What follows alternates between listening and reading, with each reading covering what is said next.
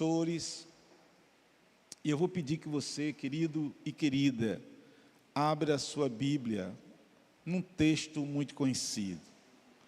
Meus irmãos, e Deus faz cada coisa tremenda, né? Eu creio nisso, porque hoje de manhã nós tínhamos, obviamente, pouquíssimas pessoas. Hoje pela manhã aqui, a gente até deu uma trégua, esperou, né, para ver se chegava mais gente, mas foi muito difícil hoje de manhã mesmo, né? Eu estava dizendo para os irmãos da acrobacia que eu, particularmente, tive que fazer para chegar aqui, né? Nós começamos o culto, nós começamos o devocional às 9h30, bem atrasado, o pastorzão Marcelo só cantou 2 hinos e orou, e já passou a palavra para mim. Eu creio que eu comecei a falar, eram umas 15:10 já, e alguns professores ainda não estavam presentes, a gente na expectativa de que eles pudessem chegar. E a gente teve um momento muito gostoso de exposição da palavra de Deus. Eu preguei em Romanos, capítulo 8, do verso 1 ao verso 4, que inclusive era uma série de pregações que eu estava planejando fazer com a igreja somente em Romanos 8. Somente em Romanos 8 eu estava pensando em preparar pelo menos uns 4 ou 5 sermões. Os irmãos mais novos da igreja talvez não saibam, mas eu sempre gostei de pregar em série, quando eu posso aqui na igreja. Para você que é novo aqui na igreja, eu sei que algumas pessoas são novas, nossos cultos geralmente eles são temáticos. Culto de ceia, culto da família, missões, evangelístico. E geralmente, obviamente, a gente pede ao pregador, quando não sou eu, mas eu também, que a gente pregue de acordo com o tema do culto. Mas eu sempre gostei de pregar, às vezes, em série. Não é muito comum, pelo menos eu vejo no meio nazareno, as pregações em séries. Mas as pregações em séries, elas são muito boas, são boas para o pregador, porque ele sabe o que pregar, porque se ele está pegando num livro, ele sabe a sequência do livro. É bom para a igreja, porque a igreja aprende mais sobre determinado livro, sobre determinado tema. Então eu pensei em pregar uma série sobre Romanos. Talvez eu faça isso, irmãos, mas hoje à noite eu tinha preparado um sermão. Eu falei para o pastor Ricardo e o pastor Feijão, antes de orar ali pelo culto, eu tinha preparado uma pregação para hoje à noite, baseada em 2 Coríntios, capítulo de número 4, do verso 16 ao verso de número 17, aquele texto muito conhecido, quando o apóstolo Paulo diz: portanto, não desanimamos, ainda que o nosso homem exterior se corrompa, contudo o interior se renova a cada dia, porque nossa leve e momentânea tribulação produz para nós eterno peso de glória, porque nós não atentamos nas coisas que se veem, mas nas coisas que não se veem. Porque as coisas que se veem, elas são temporais, mas as coisas que não se veem, elas são eternas. Estava pronto o sermão, faltava só ruminar, porque às vezes no sábado e no domingo eu fico ruminando a palavra, ruminando o texto, ruminando o esboço, orando, ruminando. Mas hoje de manhã meu amigo Marcelo, ele me fez um pedido que eu já fiz a ele algumas vezes. E aí eu disse: está certo. Ele falou assim para mim: velhão, prega o sermão que você pregou quarta passada aqui. Só tinha 7 irmãos quarta passada. Denise tentou transmitir pelo Instagram. Eu fui olhar a transmissão da Denise e não ficou boa, né, por causa do áudio, acima de tudo, o áudio fica muito para trás, nós não temos recursos para essas gravações nos cultos de semana. Mas os irmãos foram muito abençoados, e eu intitulei aquele sermão de um chamado radical. Um chamado radical. Eu tenho pensado muito em radicalidade nesses últimos momentos, nesses últimos dias e semanas. E eu vinha pensando, inclusive, num livro do falecido pastor John Stott, cujo título é Discípulo Radical. E me lembrei também, amados, esses dias, de um outro livro de um outro pastor que eu tenho uma admiração muito grande por ele, que é o pastor David Platt. David Platt escreveu, pelo menos eu li, a gente estudou junto aqui, equipe pastoral na época, um livro desse autor e pastor. Ele é batista no sul dos Estados Unidos. E o primeiro livro que me chegou à mão desse irmão foi quando eu estive na Assembleia Geral de 2013 nos Estados Unidos, e eu fui rever algumas ovelhas na Flórida. E quando eu estava com aqueles irmãos na Flórida, eu disse: o que está lendo aqui nos Estados Unidos? Quem são os autores mais lidos aqui? E aí a família que me acolheu disse: David Platt, pastor. Eu nunca tinha ouvido falar nesse irmão. E eles disseram: eu acredito que não há livro dele ainda traduzido em português, mas o senhor lê espanhol? Eu disse: leio sim. E eles me levaram numa livraria hispana e eu comprei um livro cujo título é Radical. Foi o primeiro livro de David Platt escrito traduzido para a língua portuguesa. Esse livro é um chamado a um seguimento a Jesus de modo radical. David Platt é um pastor muito especial para essa geração, assim como Francis Chan. E ele exatamente é radical, porque ele escreve sobre algumas ações e atitudes da nossa vida que elas precisam ser radicais. Nós vivemos, inclusive, irmãos, um momento cultural muito difícil. Muito difícil. Momento cultural que você não pode discordar de alguma coisa porque você é chamado exatamente de radical. Momento cultural e político e ideológico que você não pode dizer isso está errado, porque se você falar isso está errado, vão lhe chamar de retrógrado, vão lhe chamar de qualquer coisa terminado com ista. Então, é um chamado radical. Para alguns, talvez, que vão ouvir essa pregação, porque ela cai na rede, hoje mesmo, na verdade, ela já está na grande rede. Algumas pessoas talvez vão assistir, e mesmo sendo cristãos, eles não vão concordar com o que o vosso pastor está dizendo aqui nessa noite. E eu vinha pensando em John Stott, quando ele chama o discípulo de Jesus para ser radical. E quando eu pensava também em David Platt, quando ele chama o discípulo de Jesus para ser radical. E quando eu olho a Escritura Sagrada, notadamente o chamado ao discipulado, pastor Ricardo, vocês devem lembrar daqueles 3 diálogos que acontecem de Jesus com alguns homens. Lucas registra melhor esses diálogos, quando um deles diz assim: Senhor, deixe-me seguir, eu quero te seguir para onde tu for. E aí Jesus olha para aquele homem e diz assim: as aves dos céus têm os seus ninhos, a raposa tem os seus covis, mas o Filho do Homem não tem onde reclinar a sua cabeça. O que Jesus, na verdade, estava querendo dizer para aquele homem é: quem quer me seguir tem que ser radical, porque me seguir é um segmento de autonegação, é um segmento de enfrentar a tribulação. O Filho do Homem não tem onde reclinar a cabeça. Eu não estou te chamando para uma jornada de sucesso, que é exatamente o contrário do evangelho que é pregado em nossos dias. Eu não estou te chamando para você ter êxito. Eu estou te chamando para um projeto de eternidade. É isso. Aí Jesus olha para outro e diz: e você? Venha e segue-me. E o camarada diz assim: deixa-me primeiro eu enterrar o meu pai. Muita gente acha que Jesus não foi tão quebrantado, misericordioso, porque Jesus diz assim: deixa os mortos enterrar os mortos, mas tu vem e segue-me. Na verdade, quando a gente analisa esse texto pelo um prisma da cultura palestiniana, o que aquele homem está querendo dizer é: deixa eu esperar que meu pai morra, porque era cultural, o filho não podia deixar o pai enquanto o pai não morresse. E Jesus está dizendo: olha, aquele que quer seguir a mim tem que deixar tudo isso. É incrível isso, não é verdade?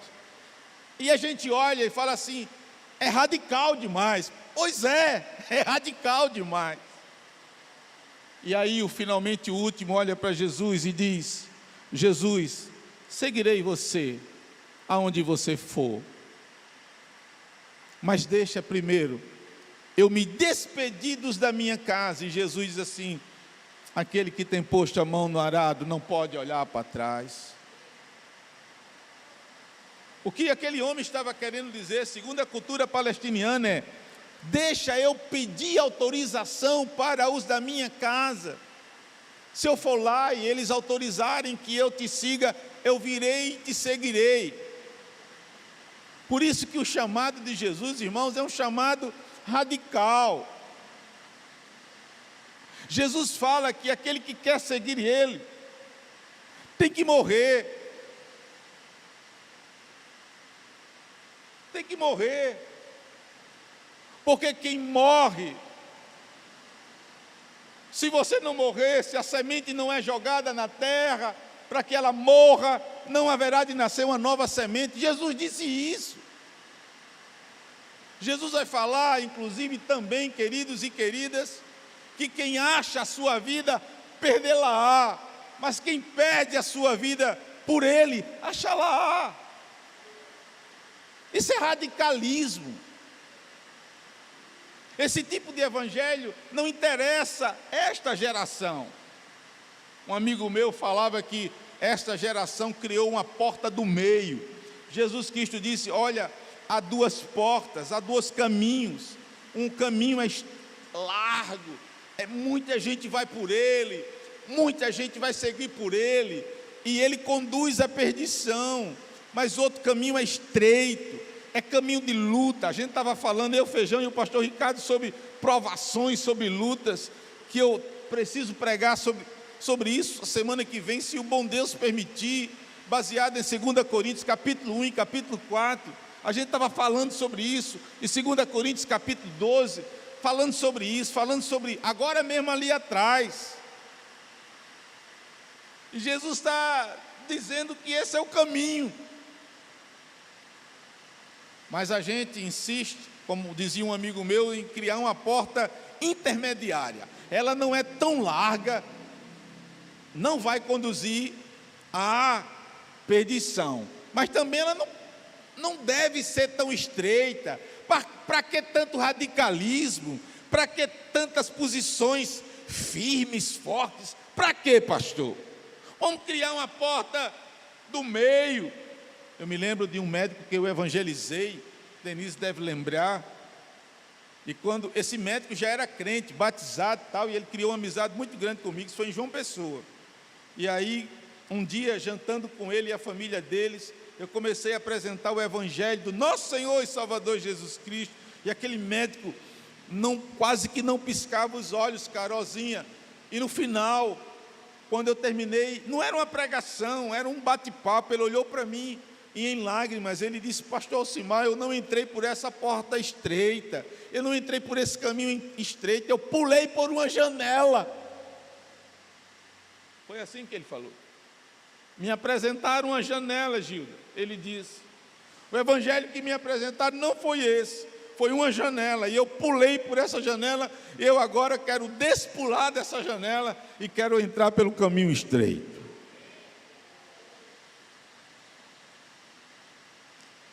No livro Siga-me, ou é Segue-me, de David Platt, ele evangelizando numa aldeia muçulmana, com um intérprete do lado. Só mulheres estavam nessa reunião, que é algo sui generis. E ele falava que a cada momento que ele ia apresentando o evangelho, uma daquelas muçulmanas era profundamente impactada, era profundamente tocada pelo evangelho. E ele disse que cada vez que ele falava mais de Jesus, as lágrimas daquela mulher iam fluindo em seu rosto, e ele sentia que ela estava profundamente impactada, quebrantada. E ele pergunta: quem de vocês quer seguir a Jesus? E aquela moça, em lágrimas, ela baixa a sua cabeça, e David Platt diz nesse livro, ela sabe a decisão que está para tomar, pode incorrer na sua própria morte. Ela sabe, aquela moça, ela estava profundamente tocada pelo Evangelho, e ela sabe que se ela dissesse, eu quero seguir a Jesus, talvez uma daquelas que estivesse ali fosse dizer ao líder tribal, que eram muçulmanos, olha, ela renunciou à fé, e talvez ou ela fosse banida da família, banida da aldeia, ou talvez ela pudesse pagar com a própria morte. Radical. Radical. O título que eu dei para o sermão de hoje foi um chamado radical. Um chamado radical para mim, um chamado radical para você que está aqui nessa noite, um chamado radical, meu irmão, minha irmã, você que está nos assistindo em sua casa. Em nome de Jesus Cristo, eu peço que você não encare essa palavra como algo extremamente comum. Mais uma vez, esse homem está pregando domingo à noite, isso é tão comum para mim, isso é religião, isso não te serve. Não escute por causa da religião, escute como uma palavra de Deus para o seu coração nessa noite. Talvez o maior problema da igreja hoje é fazer aquilo que é incomum, o comum. É fazer aquilo que pode ser para nós o extraordinário, como se fosse ordinário. Eu já ouvi tanto, eu escuto todo domingo. Não faça isso. Isso pode te levar à morte. Joel capítulo 2. Livro de Joel. A concorrência é grande com a água, né, irmãos? Por causa da sonoridade.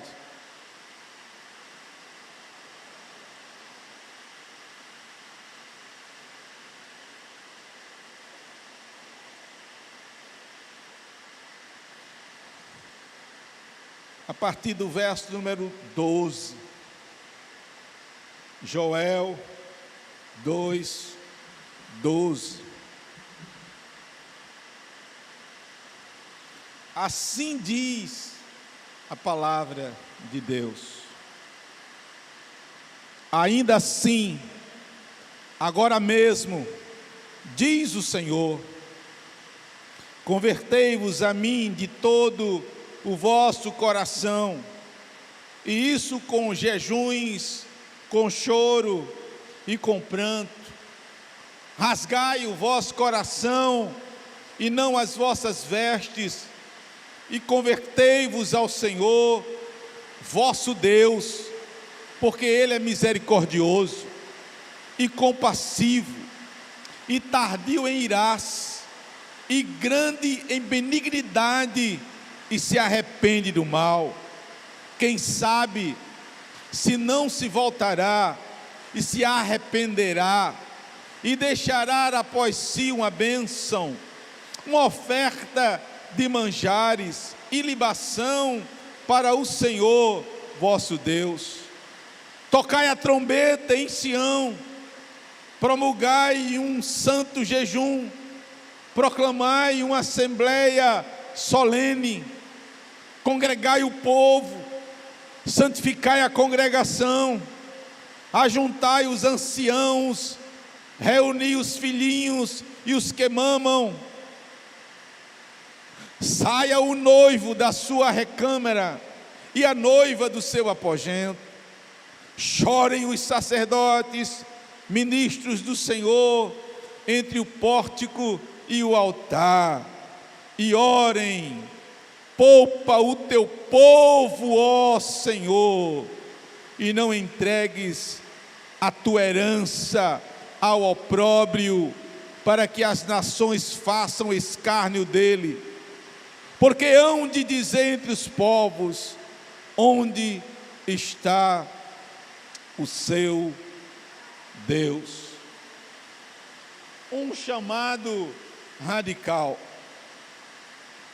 Eu, quando preguei quarta-feira passada, meu amado Cledivaldo, quando eu estava preparando o sermão, esse sermão, semana passada, para pregar na quarta, no devocional com a irmã Denise, a gente lê a palavra, ora juntos, conversa. E eu comecei a fazer perguntas para Denise. Denise, você sabe quando Joel profetizou? Ela, não. Você sabe para que rei ele profetizou? Ela disse, também não. E eu disse, você sabia, Denise, que o livro de Joel é um dos livros mais difíceis de localizá-lo em termos de história, localizá-lo em termos de época, exatamente porque Joel, ele não fala o nome de nenhum rei. Joel não fala o nome, não cita nomes de autoridades no seu livro. E desse modo, amado, fica difícil, muitas vezes, os estudiosos contextualizarem historicamente o livro de Joel. Contudo, alguns estudiosos dizem que talvez a profecia de Joel seja uma das profecias mais antigas para o povo de Israel. Alguns acham que o seu livro foi escrito por volta do século IX. Século IX. Talvez ainda quando a nação fosse uma unidade. Talvez ainda antes que a nação tivesse dividida. Mas alguns dizem que não. Talvez ele foi já um profeta que profetizou para o reino do norte no século IX. E é muito tempo, por volta do ano 800 e alguma coisa, antes de Cristo. Alguns acreditam, contudo, que a profecia dele é mais recente, porque ele fala muito de sacerdotes no seu livro, ele fala muito de ministros de Deus, e isso é muito claro na restauração de Israel, por volta do século V, quando Israel consegue voltar, ou Judá consegue voltar para Jerusalém. Não se sabe ao certo. Agora, contudo, o tema principal do seu livro, amados, é possível identificar claramente. Pelo menos há 4 temas principais no livro deste querido profeta. O primeiro tema do seu livro é o juízo divino. Joel faz questão de dizer no seu livro que o Deus que nós servimos é um Deus que julga, é um Deus de justiça. Ele é misericórdia e é graça, mas esse Deus também julga. Esse Deus manifesta o seu juízo. O segundo tema, segundo os estudiosos desse livro, é exatamente a quebra da aliança. Nós sabemos que Deus pactuou, Deus fez alianças com o povo no Antigo Testamento, e essa aliança, muitas vezes, ela foi quebrada por causa do pecado. E o profeta denuncia essa quebra de aliança. Mas há um terceiro tema principal nesse livro. E o terceiro tema principal, amados e amadas, que inclusive tem a ver com o texto que nós lemos, é o arrependimento sincero. Deus chama o povo a se arrepender sinceramente, a não se arrepender com leviandade, a não se arrepender meramente por emoção, a não se arrepender, querido e querida, falsamente, superficialmente. Deus chama o povo a um arrependimento sincero, e o que nós vemos na profecia é que se há um arrependimento sincero, esse Deus que é justo, Ele pode suspender inclusive o castigo que Ele haveria de trazer sobre o povo. E finalmente tem um quarto e último assunto extremamente importante na profecia de Joel. E esse tema extremamente importante na profecia de Joel, que é trazido para nós, vem através de uma expressão, dia do Senhor. O grande e temível dia do Senhor. O grande e terrível dia do Senhor. Esse ou essa é uma expressão, como nós chamamos na teologia, de profundamente escatológica. Ela aponta para frente, ela aponta para o futuro, e ao que tudo indica, o que Joel estava querendo dizer, que o dia do Senhor será um dia de trevas para aqueles que são impenitentes. Esse dia do Senhor será um dia terrível para aqueles que não seguem a Deus ou nunca seguiram a Deus. Esse será um dia, e a gente pode até depois aprofundar num sermão escatológico, onde os homens se esconderão, onde os homens, eu estou falando genericamente, procurarão a morte e não acharão. Esse é um dia pesado, um dia de trevas, um dia de juízo, um dia da ira. Mas para aqueles que servem a Deus, que seguem a Deus, o dia do Senhor será um dia de bênçãos, louvado seja o nome do nosso Senhor. Será um dia de júbilo, será um dia de vitória, será um dia de regozijo, será aquele dia que a gente vai dizer: acabou tudo, todo sofrimento, toda adversidade, toda angústia, todo choro, toda doença, toda patologia, acabou, chegou o grande dia do Senhor. Aleluia. Mas irmãos, eu disse nessa noite que o título desse sermão era um chamado radical. E eu gostaria de falar sobre esse chamado. Eu gostaria, querido, que a gente analisasse por um prisma de um retorno ao Senhor, um retorno radical, uma volta radical para o Senhor, um caminho para uma restauração plena e radical ao Senhor. Talvez alguns possam pensar, mas esse é um sermão evangelístico, e eu já sou evangélico, eu já sou crente. Não, esse é um chamado geral, esse é um chamado para aqueles que ainda não conhecem a graça salvadora de Jesus e podem ouvir esse sermão e podem ser alcançados pela graça. Mas esse é um chamado também para mim, que sou pregador, sou pastor. Esse é um chamado para você que está aqui nessa noite, para você que nos assiste. É um chamado para talvez uma restauração radical. Esse talvez possa ser um chamado para uma renovação radical, uma conversão radical. E aí nós queríamos tratar, amados e amadas, de como deve ser esse caminho, como deve ser essa volta, como deve ser esse caminho de retorno, esse caminho de restauração, como deve ser essa volta. O texto nos mostra claramente como deve ser. Anote se você gosta de anotar. Em primeiro lugar, essa deve ser uma volta para uma relação pessoal com Deus. Esse chamado radical, querido e querida, é um chamado para que nós tenhamos uma relação íntima, para que nós tenhamos uma relação pessoal com Deus. Veja que o profeta, querido e querida, diz no verso de número 12, diz o Senhor. Quem está dizendo é o Senhor.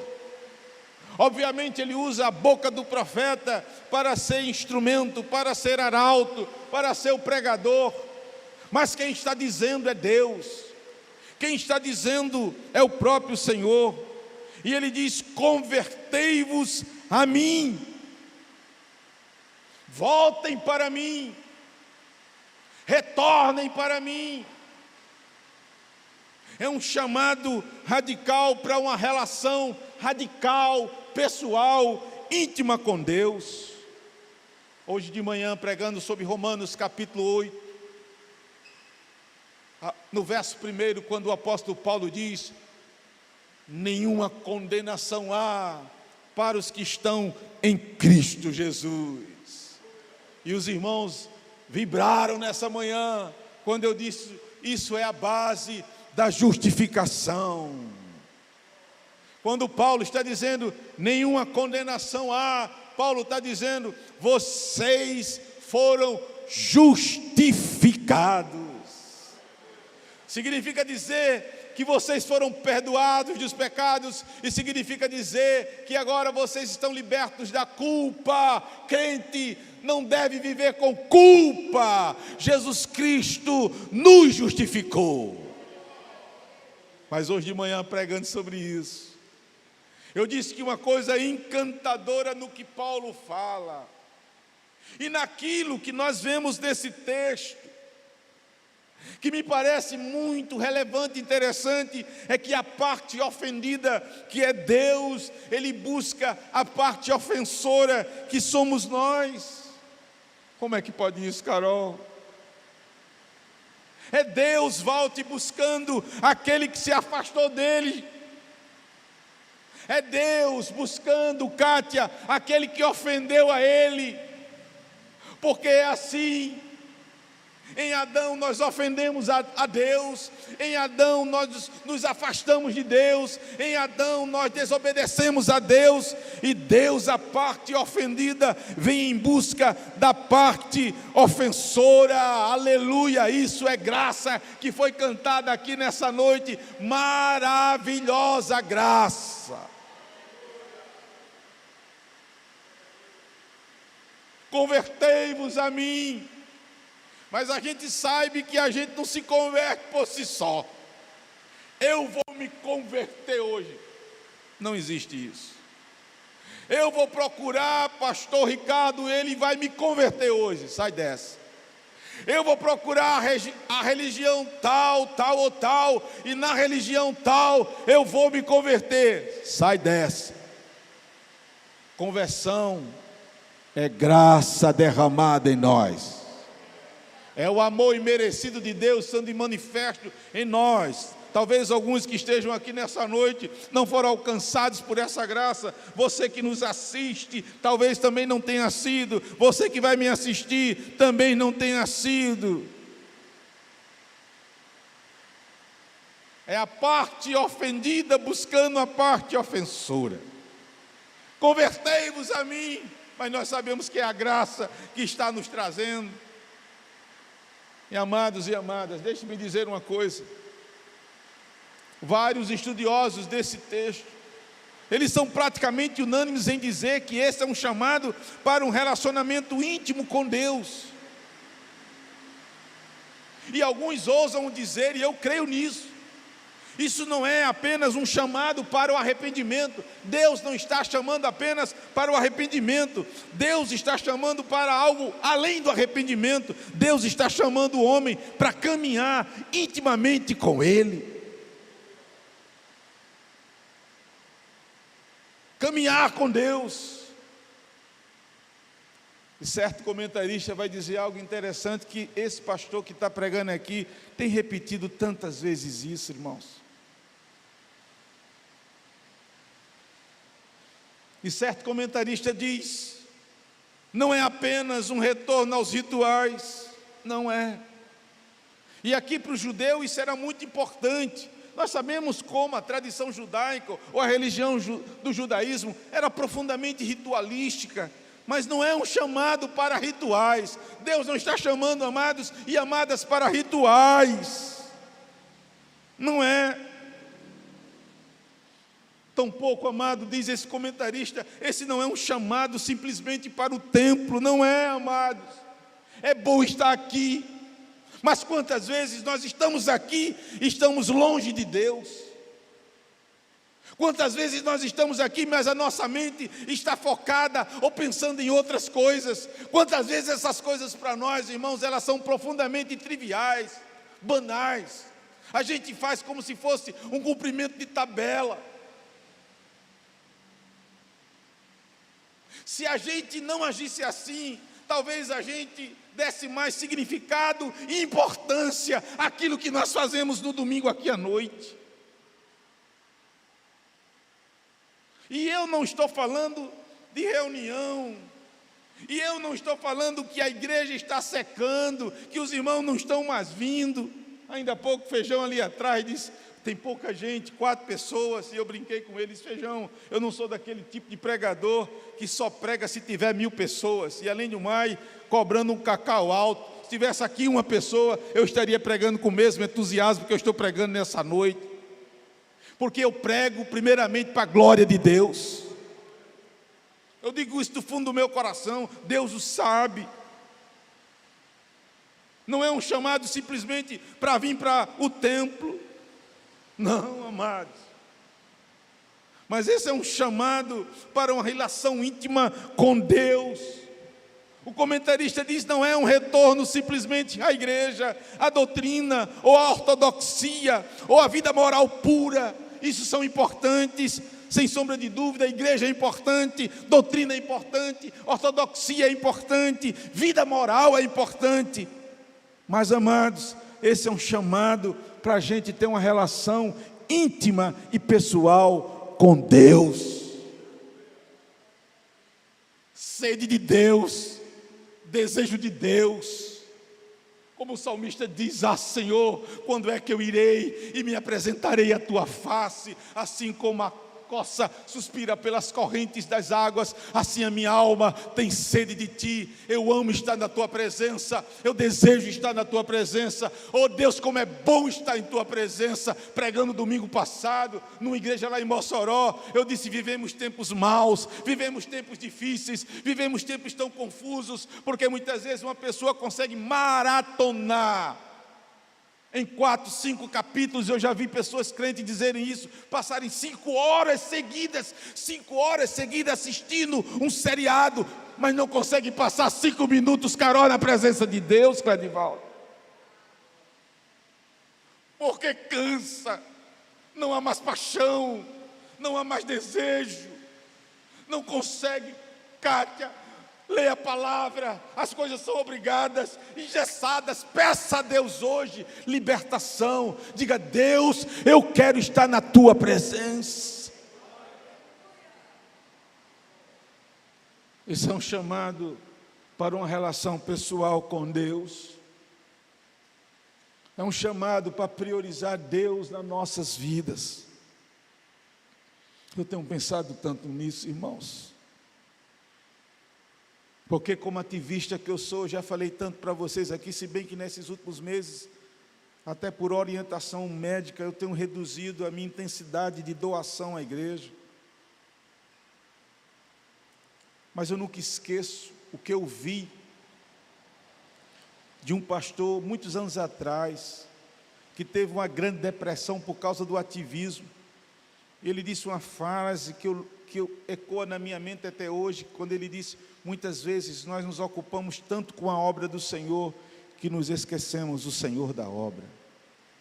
Irmã Lúcia, eu abro o coração com vocês, irmãos, vocês me conhecem.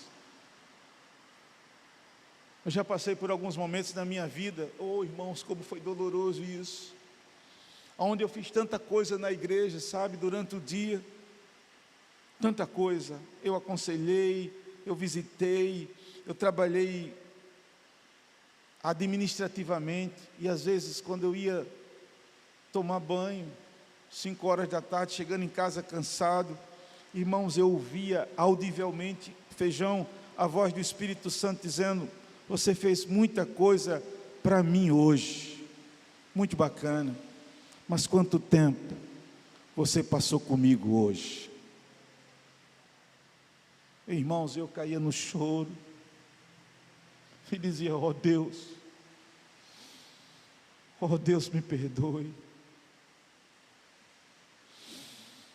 que os meus melhores segundos, minutos e horas seja na tua santa presença. Afinal de contas, o que darei eu aos meus irmãos se eu não tiver tido comunhão com o Senhor? O que eu posso fazer talvez sejam belos discursos, mas sem graça e sem unção. Esse é um chamado para a gente se relacionar com Deus. Mas, amados, esse chamado radical é um chamado para a gente se voltar a Deus com profundidade. Veja que o profeta diz, falando o que Deus mandou ele falar: convertei-vos a mim de todo o vosso coração, de todo o vosso coração. O que alguns dizem, amados e amadas, eu creio que serve para nós nessa geração, nesse tempo, é que esta era uma acusação, amados e amadas, contra a espiritualidade superficial dos judeus. Lembremos-nos daquilo que o profeta Isaías diz na sua profecia, e ele fala isso algumas vezes. Ele fala: esse povo me honra, é Deus falando, me honra com seus lábios, mas o coração deles está longe de mim. Eu já preguei aqui sobre o livro de Isaías, capítulo 58, quando o povo está como que reclamando a Deus, porque eles jejuam, eles oram, e eles quase que não veem a ação de Deus, e Deus fala para eles: não é esse jejum que eu quero de vocês, isso é apenas ritualidade, vocês estão fazendo isso da boca para fora, vocês não estão fazendo isso de coração. O jejum que eu requeiro de vocês é que vocês soltem as amarras da impiedade, ou seja, livrem-se do pecado, que vocês amparem os órfãos e a viúva, que vocês deem comida aos famintos, que vocês vistam aqueles que estão nus. Esse é o jejum que eu quero de vocês.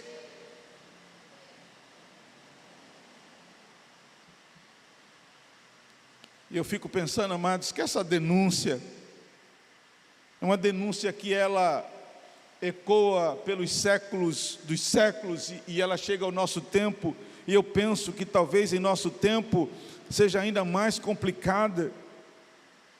Você pode não concordar comigo, fico muito à vontade em relação a isso, mas eu vejo muitas vezes uma espiritualidade teatral, uma espiritualidade cênica, cheia de emoção, mas desprovida de sinceridade e de totalidade. Esse chamado radical é um chamado, amado, com profundidade, é uma entrega total. E escute o que eu vou dizer aqui nessa noite, que é radical o que eu vou falar. Deus não tolera uma espiritualidade dividida. Deus não tolera. Deus é único, é exclusivo. A glória é dele sempre. O poder pertence a ele sempre. O culto deve ser somente para ele e para a glória dele. Eu acho muito interessante, amados. Eu vou citar 2 textos bíblicos, não vou dizer os textos, eu vou dizer quem citou. O primeiro foi Jesus Cristo. Quando está falando de riqueza, ele diz que um homem não pode servir a Mamon e não pode servir a Deus. Ou ele serve a Mamon, ou ele serve a Deus. Ou ele vai ser escravo de um, ou servo do outro. O apóstolo Paulo, denunciando a igreja de Corinto, vocês devem lembrar muito bem disso. Que coisa séria. Paulo diz à igreja dos Coríntios: vocês não podem beber do cálice do Senhor e do cálice dos demônios. Muitas vezes as pessoas não entendem o que Paulo está dizendo. É porque na igreja de Corinto tinha crente que vinha para a ceia, como é hoje à noite, ceava na igreja, e depois iam para os cultos pagãos, aonde era dada alimento, comida sacrificada aos deuses pagãos. E o apóstolo Paulo está dizendo: que tipo de crente é você? Você vem para a igreja no domingo e ceia, e depois você vai lá no paganismo e come lá.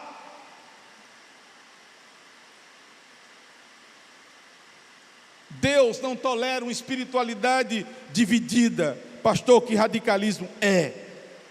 Deus não tolera a espiritualidade que pende de um lado para o outro.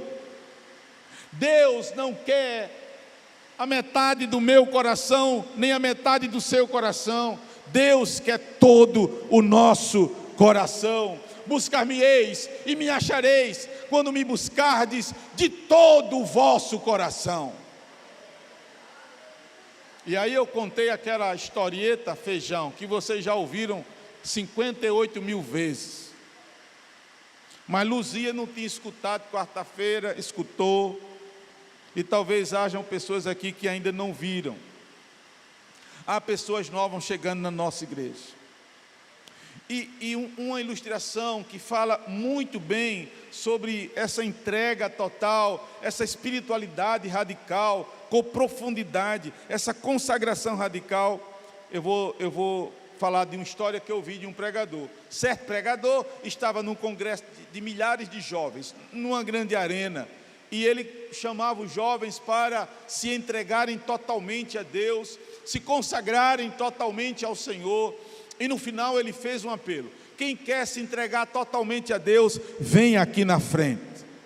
E a história diz que dezenas e dezenas de jovens foram descendo pelas arquibancadas, galerias, e chegando até a frente, quebrantados, chorando. E a história diz que um rapaz que só tinha do tronco para cima, ele não tinha daqui para baixo, ele não tinha os seus membros inferiores, ele saiu sozinho, se arrastando com as suas mãos, e os jovens foram abrindo caminho para ele, e ele chegou de frente ao pregador. E ele olhou para o pregador e disse: pregador, me responda uma coisa, pode Deus usar um homem pela metade como eu? E o pregador disse: sim, Deus usa um homem pela metade como você, quando o homem pela metade se entrega totalmente a Ele. Mas jamais Deus usará um homem totalmente, se ele se entregar apenas pela metade a Ele.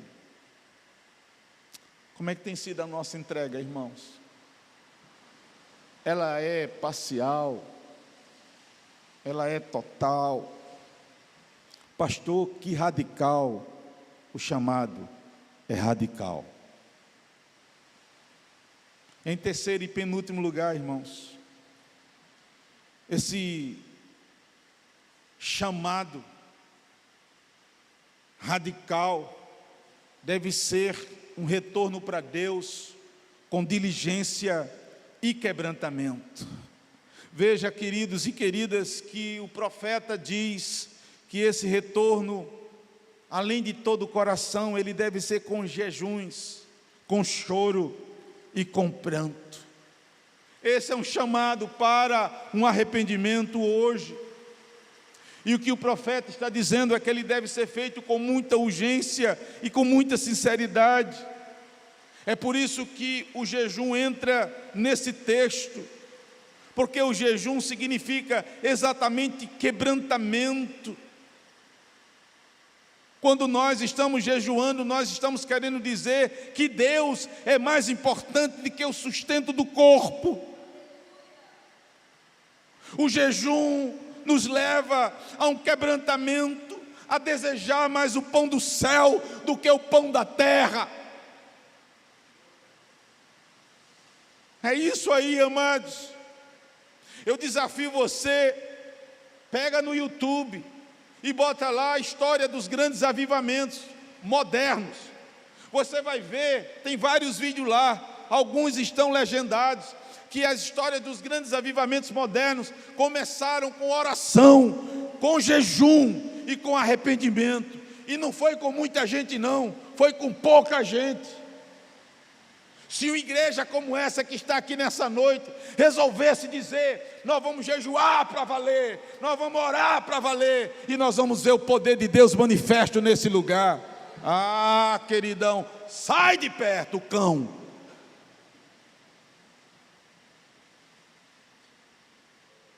O próprio Senhor Jesus Cristo diz: nem só de pão viverá o homem, mas de toda a palavra que procede da boca do Senhor. Isso é desejar o pão do céu. E aí, amados, quando eu estava, preparando o meu querido Geraldo, desse sermão, eu me deparei com uma história que eu não sabia de John Wesley. Para aqueles que gostam da história de John Wesley, eu não sabia. John Wesley escreveu um diário, muita coisa no diário de John. Wesley escreveu no dia 6 de fevereiro de 1756. Ele diz: os franceses estavam à porta da Inglaterra, e o rei da Inglaterra convocou um dia solene para toda a nação, de oração e de jejum. O Wesley diz que esse dia foi um dia memorável, um dia glorioso. Em cada cidade as igrejas estavam superlotadas, e o povo inglês, todo ele em jejum e oração, buscando a Deus, pedindo que Deus os livrasse dos franceses. E o Wesley termina o seu relato no seu diário do dia 6 de fevereiro. A humildade transformou-se em regozijo nacional, porque a ameaça da invasão francesa foi impedida. Alguns historiadores podem dizer, não, eles votaram por outras causas. Mas para o povo inglês, que passou um dia todo com as igrejas superlotadas, orando, buscando a Deus, jejuando, eles entendiam que foi a intervenção de Deus. Foi Deus, foi Deus, foi Deus. Meus irmãos, a gente não tem noção, não tem, do que pode acontecer quando o povo de Deus, que somos nós que estamos aqui, começa a jejuar e orar. Dizem que a rainha da Inglaterra, eu acho que era Elizabeth, século XVI, acredito eu, quando a esquadra espanhola, que dominava quase toda a Europa naquele momento, apontou para a Inglaterra, um dos seus súditos conselheiros disse: Majestade, a esquadra espanhola se aproxima daqui. E ela disse: eu não tenho uma esquadra espanhola, eu tenho uma oração de John Knox. John Knox era um escocês, piedoso, cheio de Deus, assim, de intimidade com o Senhor. E a rainha sabia. A rainha dizia: quando esse homem ora, Deus ouve e Deus age. Meus irmãos, nós precisamos de gente assim. Oh, meus irmãos, de gente que jejua, que ora. Às vezes nós olhamos vir para a igreja e dizemos: as coisas aqui estão frias, as coisas aqui estão assim. Eu já vi gente mandando mensagem para mim: cadê o povo? Cadê o povo? Cadê o povo? Cadê o povo? Eu penso que talvez as coisas fossem mais diferentes. No lugar da gente estar procurando culpados, isso ou aquilo, se a gente dissesse: vamos orar, vamos jejuar, deixa de estar cobrando, deixa de estar fazendo isso, comece de você. Deus, eu quero intimidade, eu quero profundidade, eu amo essa igreja, eu quero ver as coisas acontecendo nela, o poder de Deus manifesto aqui. Foi John Wesley que disse. Alguns dizem que ele disse 10, outros dizem que ele disse 100, eu não sei direito, mas ele disse: dê-me 10 homens que não temam nada a não ser o pecado, e que desejem ardentemente a presença de Deus, e eu mudarei a Inglaterra. E mudou. Nós poderíamos dizer nessa noite: ó Deus, dê-me 10 pessoas aqui, 20, homens, mulheres, que a gente ore, que a gente se comprometa, que a gente deseje, que a gente busque, que a gente chore. Porque a palavra diz: com choro e com pranto. O povo foi convocado a chorar diante de Deus, irmãos. E nós temos que entender, Nazaçu, que quebrantamento exatamente começa, na verdade, uma mudança radical. começa com quebrantamento no coração, começa com choro, começa com lágrimas. A igreja precisa voltar a chorar pelos pecados, pelos rumos que a sociedade tem tomado, mas pelo contrário, eu vejo os crentes brigando na internet, sendo partidários de ideologia, sendo partidários de partidos, partidários disso, brigam, mas não oram, não choram, não se quebrantam.